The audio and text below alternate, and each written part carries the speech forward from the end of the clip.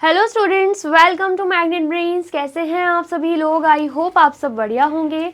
आज की video start करने से पहले मैं आपको बता देती हूँ, मैग्नेट ब्रेन्स आपको प्रोवाइड कराता है free of cost quality education from class के टू क्लास 12th। जी हाँ, सही सुना आपने। किंडरगार्टन से लेकर क्लास 12 तक की कराई जाती है आपको कंप्लीट एजुकेशन, वो भी फ्री ऑफ कॉस्ट प्रोवाइड। तो करना क्या है, आपको यूट्यूब चैनल पर जाना है एंड कर देना है मैग्नेट ब्रेन्स को सब्सक्राइब, जहां पर आपको सीबीएसई बोर्ड से लेकर अदर स्टेट बोर्ड जैसे कि UP board, MP board, Bihar board जैसे कोर्सेज भी अवेलेबल है। यहाँ तक कि आपको प्रैक्टिस क्वेश्चंस भी यहाँ पर सॉल्व कराए जाते हैं। E books and e notes की जो लिंक है आपको डिस्क्रिप्शन बॉक्स में मिल जाएगी। तो करते हैं आज की वीडियो स्टार्ट। मेरा नाम है हशमित कौर एंड मैं हूँ आपकी मैथ्स फैकल्टी। तो आज हम क्या पढ़ने वाले हैं? आज हम पढ़ेंगे चैप्टर 11, जिसका नाम क्या है? अलजेब्रा, उसका चैप्टर ओवरव्यू। मतलब इस चैप्टर में हम कौन कौन से टॉपिक्स पढ़ने वाले हैं, क्या क्या कवर करने वाले हैं, वो हम चैप्टर ओवरव्यू में देख लेंगे। देन उसके बाद हम देखेंगे इंट्रोडक्शन। जैसे कि आपको पता है चैप्टर है हमारा अलजेब्रा, तो उसमें जो भी बेसिक टर्म्स यूज होंगी या क्या आगे हम पढ़ने वाले हैं, उसकी हम थोड़ी सी नॉलेज इंट्रोडक्शन पार्ट में ले लेंगे। ठीक है, आ गया समझ में? चलिए, तो सबसे पहले हम देख लेते हैं चैप्टर ओवरव्यू, जिसमें सबसे पहला टॉपिक ही हमारा क्या है? इंट्रोडक्शन। जैसे कि मैंने आपको बताया अलजेब्रा चैप्टर में हम आगे क्या पढ़ने वाले हैं, उसकी थोड़ी सी हिंट हमें इंट्रोडक्शन पार्ट में मिल ही जाएगी। ठीक है, देन फिर उसके बाद हम कौन सा टॉपिक पढ़ेंगे? Match stick pattern. ठीक है, मैच स्टिक मतलब आपको पता है माचिस की तीली, तो उसके पैटर्न्स रहते हैं, तो उन पैटर्न्स को हम ऑब्जर्व करेंगे, पढ़ेंगे। ठीक है, देन उसके बाद द आइडिया ऑफ वेरिएबल। अब ये वेरिएबल क्या होते हैं, शायद आपके लिए ये नया टर्म होगा वेरिएबल। तो वेरिएबल क्या होता है, उसका आइडिया हमें इस टॉपिक में लग जाएगा, हम अच्छे से पढ़ेंगे। ठीक है, देन उसके बाद मोर मैचस्टिक पैटर्न। मैचस्टिक पैटर्न्स हम पढ़ ही चुके होंगे, उसके अलावा और भी जो अलग अलग मैच स्टिक के जो पैटर्न्स बनते हैं वो हम इस टॉपिक में पढ़ने वाले हैं। ठीक है, देन उसके बाद मोर एग्जांपल ऑफ वेरिएबल्स। अब इस टॉपिक में हम वेरिएबल्स तो पढ़ ही लेंगे, तो वेरिएबल से रिलेटेड जो एग्जांपल्स रहेंगे वो हम इस टॉपिक में पढ़ने वाले हैं। ठीक है, आ गया समझ में? चलिए, देन उसके बाद यहाँ पर ये चैप्टर जो है बहुत ही छोटा है, सिर्फ एक ही एक्सरसाइज दे के रखी है, तो उसे भी हम पूरे तरीके से कवर कर लेंगे। एंड पूरे टॉपिक्स कवर करने के बाद, जैसे कि हर चैप्टर के बाद मैं आपको क्या करवाती हूँ, मल्टीपल चॉइस क्वेश्चंस, जो एग्जामिनर आपसे एक मार्क्स के लिए पूछ सकता है, तो वो भी हम सॉल्व करेंगे। एंड देन उसके बाद बारी आती है मोस्ट इंपॉर्टेंट क्वेश्चंस की, जो कि आपके एग्जाम में आ सकते हैं एंड आपके लिए बहुत ही ज़्यादा इंपॉर्टेंट है। एंड हर चैप्टर के बाद एमसीक्यूज के बाद मैं ये भी आपको करवाती हूँ, तो इस चैप्टर में भी हम सेम चीज़ फॉलो करेंगे। ठीक है, एंड पूरा कुछ पढ़ लिया, एमसीक्यूज पढ़ लिए, एमआईक्यूज पढ़ लिए, उसके बाद हम लेकर आएंगे आपके लिए कंप्लीट चैप्टर रिवीजन। इसका मतलब क्या है, पूरा चैप्टर आप अच्छे से पढ़ लोगे तो रिवाइज करना तो बनता है, ताकि दोबारा से आपको रिकॉल हो जाए चीज़ें एंड अब आपको हर एक चीज़ दोबारा से याद हो जाए एंड अच्छे से आपके दिमाग में फिट हो जाए। ठीक है, हर चैप्टर के बाद मैं चैप्टर रिवीजन तो करवाती हूँ, तो इस चैप्टर में भी हम वही करेंगे। ठीक है, आ गया समझ में? तो ये था हमारा चैप्टर ओवरव्यू।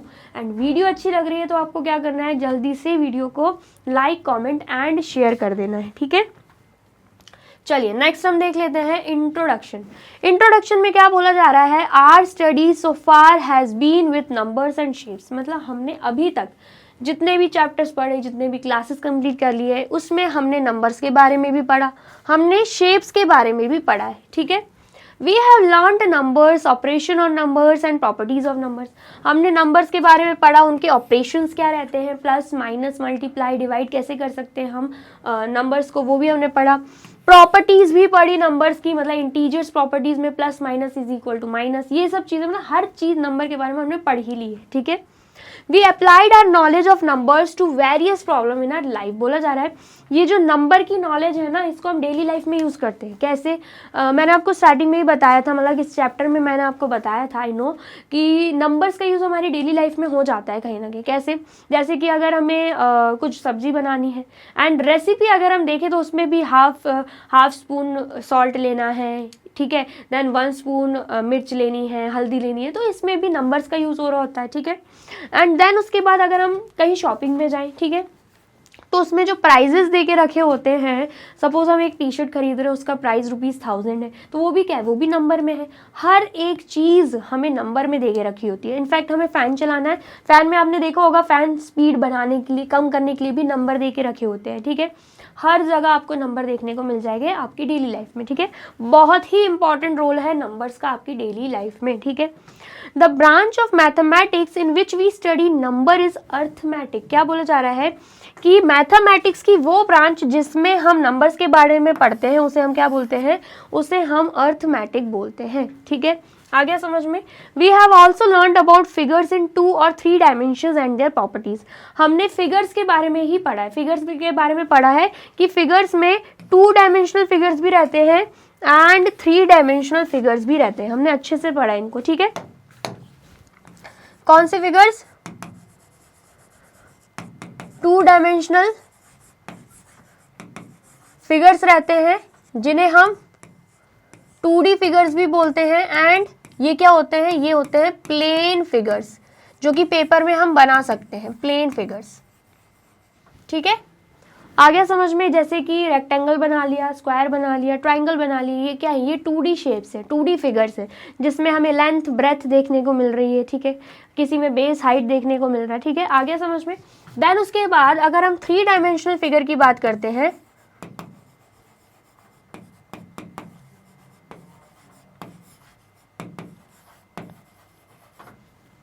तो उसे हम क्या बोलते हैं, 3D फिगर बोलते हैं।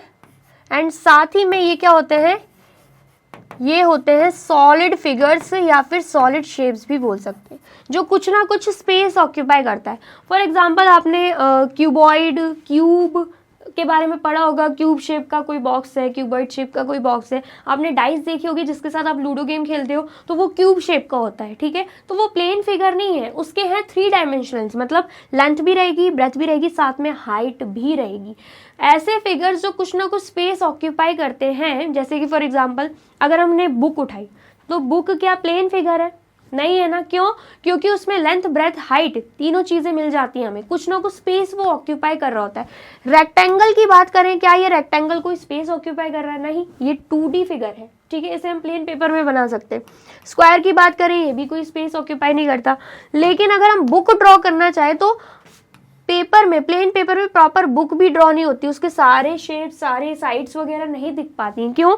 क्योंकि ये है 3 डायमेंशनल फिगर जिसे हम एस्टिमेट करके पेपर में बना तो लेते हैं लेकिन वो एग्जैक्टली बन नहीं पाता है, ठीक है। आगे समझ में, ये सारे साइड्स दिख नहीं पाते हैं, ठीक है, क्योंकि बुक जो है कुछ ना कुछ स्पेस ऑक्यूपाई करता है। कैसे?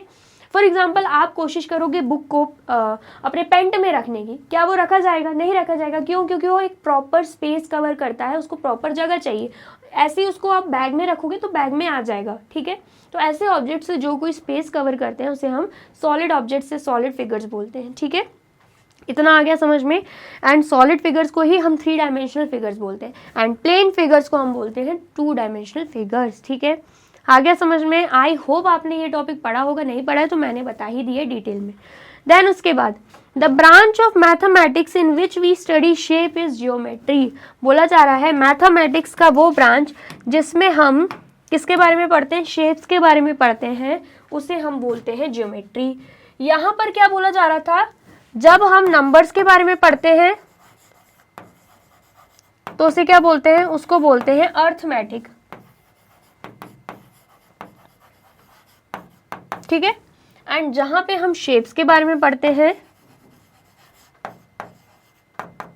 तो उसको हम क्या बोलते हैं, उसको हम बोलते हैं जियोमेट्री, ठीक है। इतना आया समझ में? आया है तो फटाफट से नोट डाउन कर लीजिए। कर लिया आपने नोट डाउन? और वीडियो अच्छी लग रही है तो आपको क्या करना है, जल्दी से वीडियो को लाइक, कमेंट एंड शेयर भी कर देना है, ठीक है। चलिए नेक्स्ट देख लेते हैं। नेक्स्ट क्या है, now we begin the study of another branch of mathematics, it is called algebra. अब हम क्या पढ़ेंगे इस चैप्टर में, अनदर, दूसरी ब्रांच ऑफ मैथमेटिक्स पढ़ेंगे जिसको हम क्या बोलते हैं, जिसको हम अलजेब्रा बोलते हैं, ठीक है। आगे समझ में, मतलब अलजेब्रा के बारे में इस चैप्टर में हम पढ़ने वाले हैं, ठीक है। The main feature of the new branch which we are going to study is the use of letters। मतलब ये जो हम पढ़ने वाले हैं ना अलजेब्रा के बारे में, इसमें मेनली क्या यूज किया जाता है, लेटर्स यूज किए जाते हैं, ठीक है।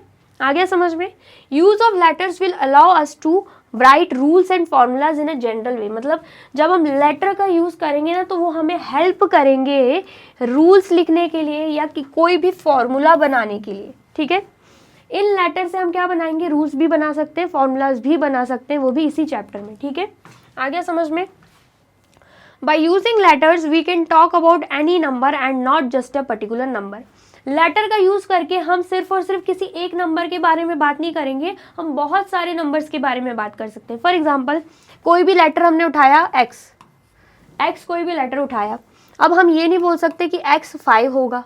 अगर कोई हमें नंबर दे के रखा है सपोज 4, तो ये तो हमें पता है एग्जैक्टली कि 4 ही दे के रखा हुआ है। लेकिन अगर हमें कोई नंबर नहीं दे के रखा है, उसकी जगह हमें x दे के रखा हुआ है, तो हम x को 1 भी मान सकते हैं, x 2 भी हो सकता है, x 3 भी हो सकता है, वो डिपेंड करता है सिचुएशन पे। तो वही चीज बोली जा रही है कि यहाँ पे लेटर्स के थ्रू हम एग्जैक्ट नंबर नहीं जानेंगे, सिर्फ पर्टिकुलर एक नंबर की बात नहीं करेंगे, बल्कि बहुत सारे नंबर्स की बात करने वाले हैं, ठीक है। आगे समझ में चलिए। सेकेंडली लेटर्स में स्टैंड फॉर अननोन क्वांटिटीज। अब बोला जा रहा है ये जो लेटर्स रहते हैं ना, ये क्या रहते हैं, ये अननोन क्वांटिटीज रहते हैं। क्या रहते हैं, अननोन क्वांटिटीज। अभी अननोन क्वांटिटीज का क्या मतलब है, जिसकी वैल्यू हमें नहीं पता, ठीक है। whose value is not known, मतलब अगर हमें कोई भी हम लेटर ले रहे हैं x, तो x की वैल्यू हमें नहीं पता कि x की वैल्यू क्या है, x में कौन सा नंबर आएगा। हम तो प्रेडिक्ट करते हैं 1 आ सकता है, 2 3, लेकिन उसकी एग्जैक्ट वैल्यू हमें पता ही नहीं रहती है, ठीक है। आ गया समझ में। तो लेटर्स एक तरीके से क्या होते हैं, अननोन क्वांटिटीज, जिसकी वैल्यू हमें पता नहीं होती है, ठीक है। इतना आया समझ में, आया है तो फटाफट से नोट डाउन कर लीजिए। कर लिया आपने नोट डाउन। चलिए नेक्स्ट क्या है, by learning method of determining unknowns we develop powerful tools for solving puzzles and many problems from daily life. क्या बोला जा रहा है, जब हमने अननोन क्वांटिटीज को डिटरमाइन करना जानना सीख लिया, तो हम क्या कर सकते हैं, किसी भी पजल को सॉल्व कर सकते हैं, अपनी डेली लाइफ में किसी भी प्रॉब्लम को सॉल्व कर सकते हैं, उसका हल निकाल सकते हैं, ठीक है।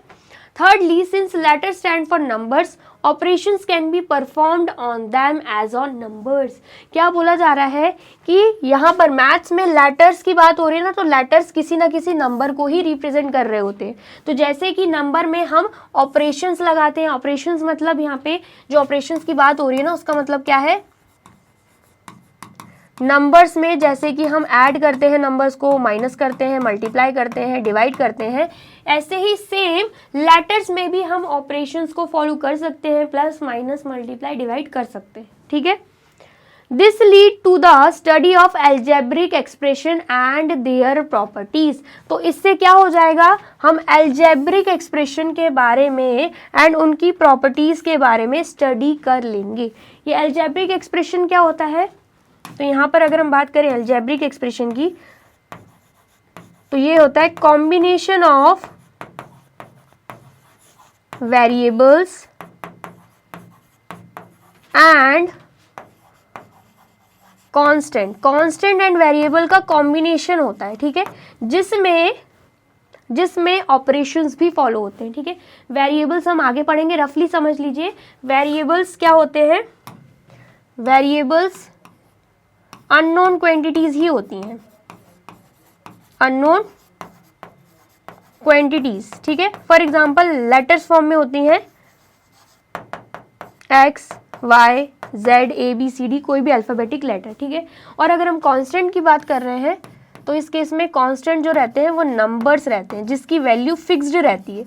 नंबर्स तो हमें पता है, एंड वेरिएबल्स में वैल्यू फिक्स नहीं रहती, इसको हम और डिटेल में आगे पढ़ेंगे, ठीक है। आगे समझ में। तो algebraic expression variables and constant का ही कॉम्बिनेशन रहता है, जिसमें हम क्या कर सकते हैं, जिसमें हम ऑपरेशंस को फॉलो कर सकते हैं, ऑपरेशंस को परफॉर्म कर सकते हैं, ठीक है।